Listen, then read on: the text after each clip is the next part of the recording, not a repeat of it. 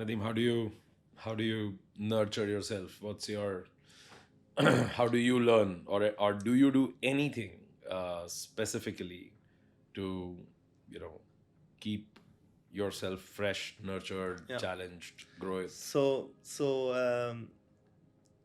I've learned. I mean, I'm a cancer survivor.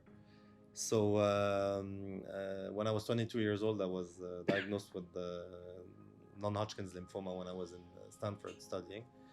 Um, so Oh, so it allowed me to.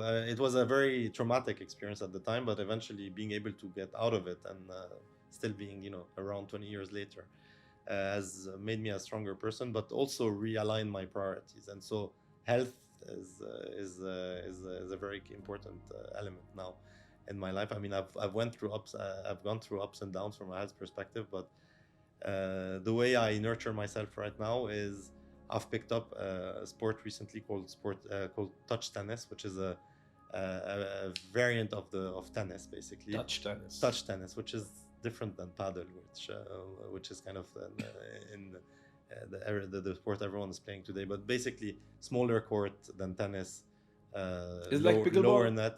It's quite close to pickleball, but different. You use the same type of racket as the tennis, only a smaller one. Softer ball. Softer ball, I exactly. think it's a variant of It's very, very, yeah. yeah. Okay. And so I'm doing that. I got hooked to that. So I use that as a. I think it's the most fun way you can ever, burn 600 calories in an hour.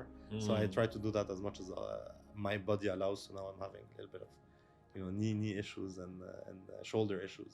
So that's what I do from a health perspective.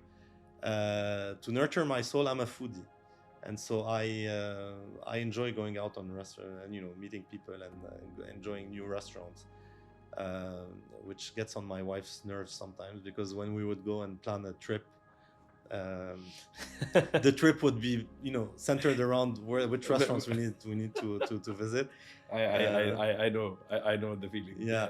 and so she's like, I eat to live, you live to eat, and that's pretty not far from reality. I mean, we were in Rome with my kids and my wife this summer, and I got them to wait for 45 minutes in line to eat a pizza, and they were like, "Come on, we're not gonna wait." I'm like, "Believe me, it's gonna be worth it." And so, at the end of the meal, they were all like, "Oh yeah, this is one of the best pizzas we've ever had."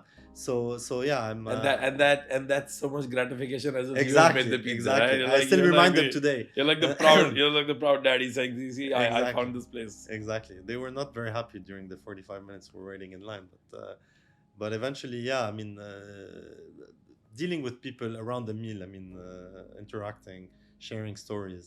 This is what nurtures my soul.